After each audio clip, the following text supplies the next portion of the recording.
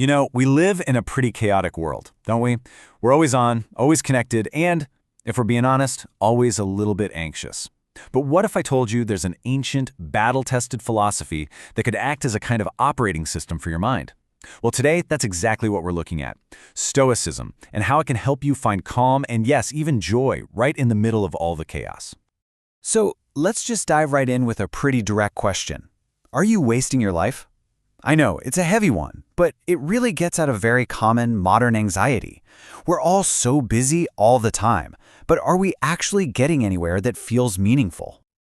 It is just so easy to get caught up chasing these baubles. Those little fleeting pleasures and minor goals. But here's the thing. Without a clear philosophy of life, we risk totally squandering our one shot at living. We almost never stop and ask ourselves, what would a genuinely good life even look like? And this is the exact problem Stoicism was designed to solve.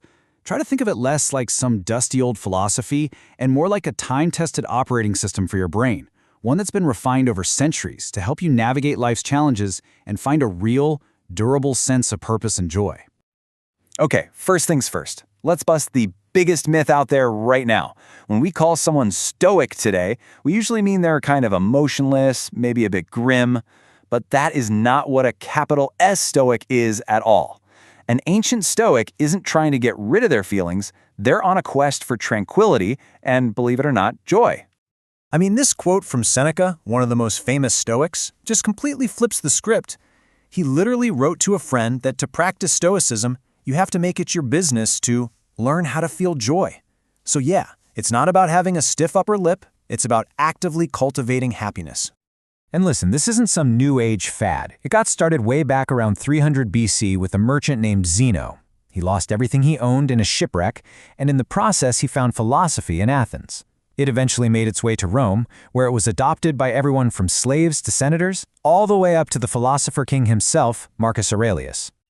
But Stoicism isn't just a set of beliefs. It's really a collection of practical psychological tools. These are actual mental techniques you can use every single day to improve your life. So let's take a look at a couple of the most powerful ones. All right, this is the absolute cornerstone of all of Stoicism, the dichotomy of control. It sounds a little fancy, I know, but it's an incredibly simple and powerful idea. The Stoic philosopher Epictetus said the very first step to wisdom is learning to distinguish what is up to us from what is not. And this breaks it down brilliantly.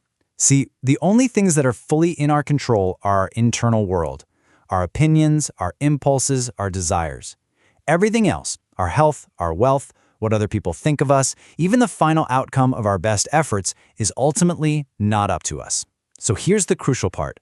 Focus all your energy on what you can control and learn to accept the rest. Okay, this second tool, it sounds a bit grim at first, but stick with me on this one. It's called negative visualization, and it's exactly what it sounds like. You take a moment to imagine that you've lost the things you care about most, your job, your home, maybe even the people you love. Why on earth would anyone do that? Well, Seneca explains it perfectly here. It's not about being morbid, it's about appreciating what you have right now. By thinking about loss, you learn to love things without desperately clinging to them, to enjoy them deeply without ever taking them for granted. Psychologists actually have a term for this, hedonic adaptation. It's that thing where you get a new car or a big promotion and it feels amazing for about a week, and then it's just normal. Negative visualization basically hacks that process. It reboots your sense of gratitude and makes you feel joy for the everyday things you'd otherwise just ignore. So, does this stuff actually work in the real world? Well, let's look at two extreme examples from history. A slave and an emperor, who used these exact tools to navigate lives of pretty incredible hardship. First up, there's Epictetus. He was born a slave, he was physically disabled, he was later freed only to be exiled by a tyrant emperor. I mean, by any external measure, his life was terrible, and yet he became one of the most influential Stoic teachers ever, showing that no matter what people do to your body or your circumstances, your mind, your inner citadel, can always remain free. And then on the complete opposite end of the spectrum, you have Marcus Aurelius. He was the emperor of Rome, arguably the most powerful man on earth at the time. But his reign was filled with nonstop war, a devastating plague, and the grief of losing many of his own children. He used Stoicism every single day.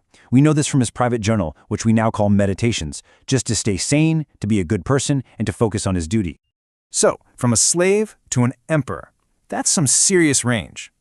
But you might be thinking, okay, that's all well and good for the ancient Romans, but I live in the 21st century. How does any of this apply to me? And that's a totally fair question. Right, let's just get direct with it. The original Stoics, they talked a lot about Zeus, about nature with a capital N, and about living in accordance with some divine plan. So, what if you don't believe in that? Does the whole system just fall apart? Nope, not at all.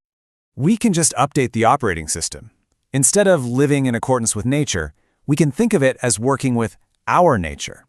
More specifically, we can use our modern understanding of evolutionary psychology to get a better handle on how our brains are wired. Here's how this modern approach works. First, you just recognize that our brains have some really ancient programming. Anxiety was super useful for avoiding predators. A constant desire for more helped us survive famines. Second, we use our reason to challenge those automatic thoughts. This, by the way, is the absolute core of modern therapies like cognitive behavioral therapy, or CBT, which was directly inspired by Stoicism. It's about asking, is this anxious thought actually true or helpful right now? And third, we consciously reprogram our responses. We use our intellect to choose tranquility over anxiety and contentment over that endless wanting. Okay, theory is great, but Stoicism is, at its heart, a philosophy of action. So let's wrap this all up with a few simple experiments you can try, like today, to see how this actually feels in your own life. First, try practicing stealth stoicism. You don't need a toga, you don't need to tell anyone, just use the tools. Second, try a little bedtime review. What upset you today? Was it something in your control? If it wasn't, can you practice letting it go? And third, try a mini negative visualization. Think about your morning coffee. Just for a second, imagine you couldn't have it. Then tomorrow, when you do have it, just notice how much better it tastes. And please remember, the goal here is not to become some perfect, unfeeling sage. That's like trying to become Buddha overnight. The sage is just a target to aim for. The real value is in the daily practice. It's all about making progress, not achieving some kind of perfection. I'm going to leave you with this one final thought from the Stoics, a question that really challenges us to look beyond just comfort and distraction. It forces us to ask what we truly value, what principles we'd actually stand for. It's a powerful question to guide you as you decide how to spend what the poet Mary Oliver so beautifully called your one wild and precious life.